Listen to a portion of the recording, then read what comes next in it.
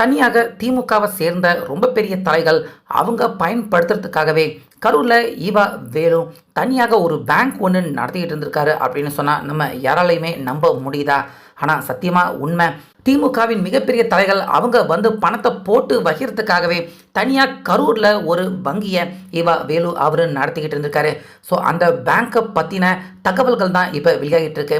அதாவது ஈவா வேலு அவருடைய இந்த பேங்க்கு தோண்ட தோண்ட பணம் வந்துக்கிட்டே இருக்கு. அந்த அளவுக்கு பணத்தை மூட்டை மூட்டையாக இந்த வங்கியில் ஈவா வேலு அவருடைய தரப்பு அடிக்கி மூட்டை மூட்டையாக பணத்தை கொட்டி வச்சுருந்துருக்காங்க.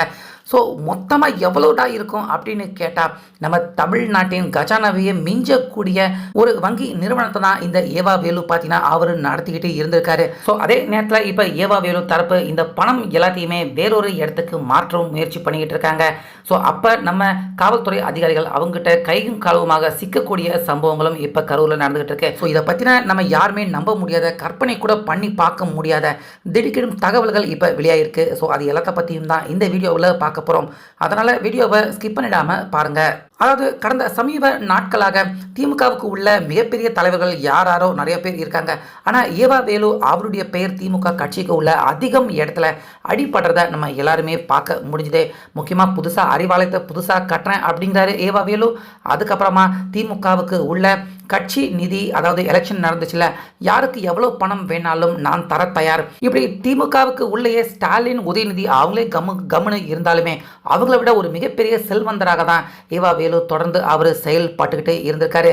இதன் காரணமாக தான் டிவிகே உடைய 10 எம்எல்ஏக்களை தூக்க முடியுமா அப்படின்னு அசைன்மெண்ட்டை ஸ்டாலின் ஈவா வேலு அவர்கிட்ட கொடுத்துருக்காரு. இதை செஞ்சு முடிச்சா உனக்கு திமுகவின் பொதுச் செயலாளர் பதவி ரெடியாக இருக்கு அப்படின்னு ஸ்டாலின் சொன்னதுமே டிவிகே எம்எல்ஏக்கள் ஒருத்தருக்கு 50 கோடி அப்படின்னு ஸ்பாட் கேஷாக ஒரு 15 எம்எல்ஏ அப்படின்னா 750 கோடியை அடுத்த செகண்டே இறக்குறதுக்கு அந்த அளவுக்கு ஒரு ரொம்ப பெரிய ஒரு செல்வந்தராக மணி ஃப்ளோயிங் பயங்கரமாக என் நேரமும் கோடி கணக்கில் புரண்டுகிட்டு இருந்த ஈவா வேலு இதை கண்டறிஞ்ச நம்ம முதல்வர் விஜய் பார்த்தீங்கன்னா அதிரடியாக அவர் சம்பந்தப்பட்ட எல்லா நிறுவனங்கள் எல்லா இடத்துலையுமே கடந்த வாரத்தில் அதிகாரிகள் அதிரடி ரெய்ட் நடத்தியிருந்தாங்க. ஸோ ஒரு இடத்துல கிடையாது, 2 இடத்துல கிடையாது, தமிழ்நாடு, திருவண்ணாமலை, திண்டுக்கல், இன்னும் பல இடத்துல ஈவா வேலு அவர்களுடைய சந்தேகத்துக்கு உரிய இடம் எல்லா இடத்துலையுமே ரெய்டு நடத்தியிருக்காங்க. ஸோ அந்த ரெய்டு நடத்துனதுல இருந்து தான் பார்த்தீங்கன்னா அங்கே கிடைச்ச அந்த டாக்குமெண்ட்டுகள் முக்கியமான தகவலின் அடிப்படையில் கரூரில் எஸ்ஐடி அப்படின்னு சொல்லக்கூடிய ஒரு நிறுவனம் செயல்பட்டு இருக்கு. அந்த நிறுவனம் பார்க்குறதுக்கு 3 அடுக்கு மாடி, ஆனால் பார்த்தீங்கன்னா அந்த நிறுவனம் ஒரு பேங்க் மாதிரி செயல்பட்டுக்கிட்டு இருந்திருக்கு அப்படிங்கிறத இப்போ அதிகாரிகள் கண்டுபிடிச்சிருக்காங்க. ஸோ அந்த நிறுவனம் யார் பேரில் இயங்குது அப்படின்னு பார்த்தீங்கன்னா கரூர் அப்படின்னாலே நம்ம எல்லாருக்குமே செந்தில் பாலாஜி அவரும் ஞாபகம் தான் வரும். ஆனால் செந்தில் பாலாஜி அவரே மிஞ்சக்கூடிய அளவுக்கு கரூரில் எஸ்ஐடி அப்படிங்கிற இந்த நிறுவனம் ஃபைனான்ஸ் நிறுவனத்தை நடத்திட்டு இருந்திருக்காங்க. ஸோ இந்த நிறுவனத்தின் மேனேஜர் யார் அப்படின்னு பார்த்தீங்கன்னா ஈவா வேலு அவருடைய பினாமி அப்படின்னு சொல்லப்படுது. சுரேஷ் அப்படிங்கிறவர் இந்த நிறுவனத்தின் மேனேஜராக செயல்பட்டுக்கிட்டு இருக்காரு. கிட்டத்தட்ட இந்த 3 அடுக்கு மாடி முழுக்க பார்த்தீங்கன்னா பணத்தை மட்டுமே தான் அடுக்கி வச்சுருக்காங்க. எந்த பக்கம் திரும்பினாலும் பணம், எந்த பக்கம் தடுக்கி விழுந்தாலும் பணம் அப்படிங்கிற மாதிரி அந்த நிறுவனத்துக்கு உள்ளே போனாலே பணம் வாசம் மூட்டை மூட்டையை அடுக்கி வச்சுருக்காங்களே. பணத்தை இப்படி அதிகமாக பதுக்கி வச்சா அங்கேருந்து ஒரு வாசனை அப்படியே கிளம்பும். அந்த வாசனத்தை இந்த பில்டிங்க்கு உள்ளே போனாலே நம்ம உணர முடியும்.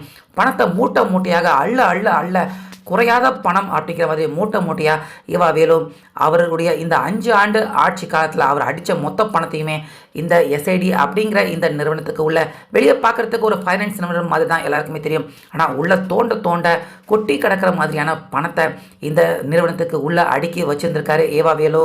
ஸோ இப்படி பணத்தை மூட்டை மூட்டையாக ஈவா வேலு அவர்கள் அடுக்கி வச்சிருக்க அந்த டாக்குமெண்ட், அதற்குரிய ஆவணங்கள் எல்லாத்தையுமே அதிகாரிகள் அவங்க கைப்பற்றிட்டு எவ்வளோ பணம் தாண்டா இருக்குது அப்படின்னு அவங்க எல்லாருமே சோதிச்சு பார்த்த எல்லாருக்குமே ரொம்ப பெரிய ஷாக்.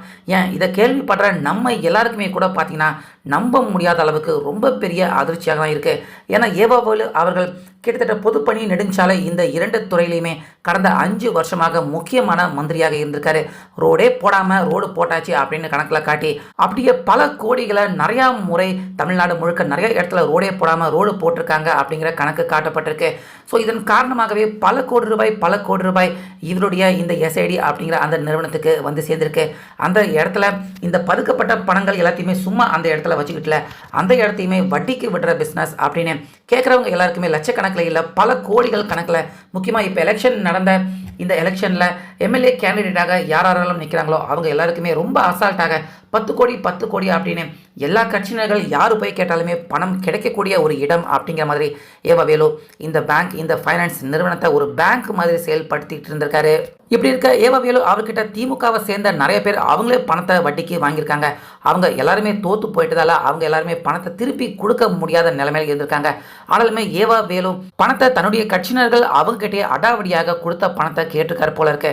அதனால சம்பந்தப்பட்ட ஒரு சில அதிகாரிகள் கரூர்ல இந்த இடத்துல குறிப்பிட்ட இடத்துல ஒரு பேங்க் மாதிரி இருக்கு அப்படின்னு திமுகவினர்களே இப்ப ஏவா வேலு அவரை போட்டு கொடுத்துருக்காங்க அப்படிங்கிற மாதிரியான தகவல்களும் வெளியாயிட்டு இருக்கு.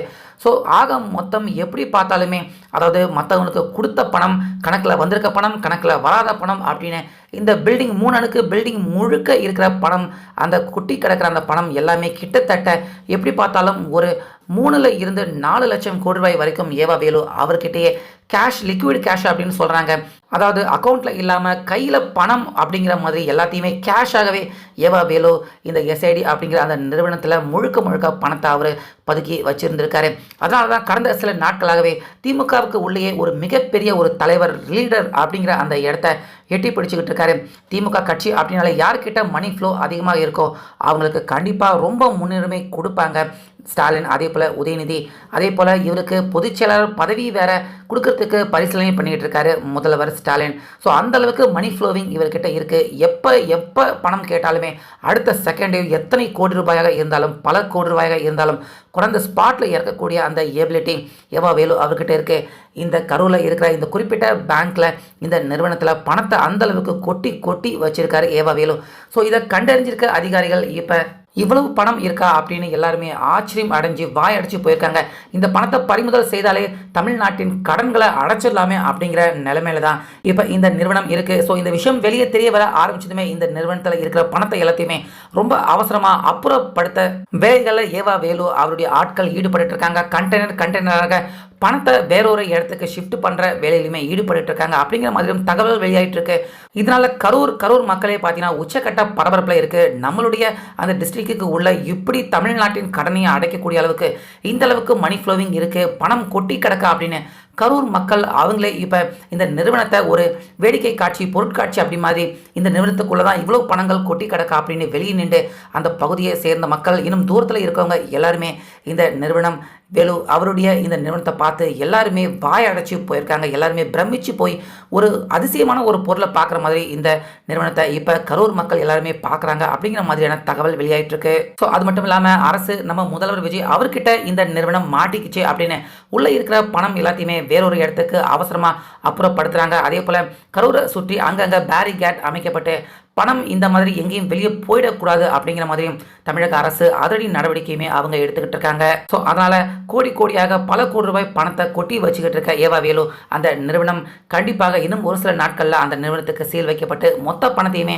அரசுடைமை ஆக்கிறதுக்கான வேலையிலையுமே நம்ம அரசு அதிகாரிகள் ஈடுபட ஆரம்பிச்சிட்டாங்க. ஸோ ஏறக்குறைய தமிழ்நாட்டின் கடனையே அடைச்சிடலாம்பா அப்படிங்கிற மாதிரி அவர் பதுக்கி வச்சிருந்திருக்க இத்தனை கோடி ரூபாயை பற்றி இப்போ தகவல் வெளிவந்திருக்கு. இதை பற்றி உங்களுடைய கருத்து என்ன அப்படிங்கிறத கமெண்ட்டில் சொல்லுங்கள்.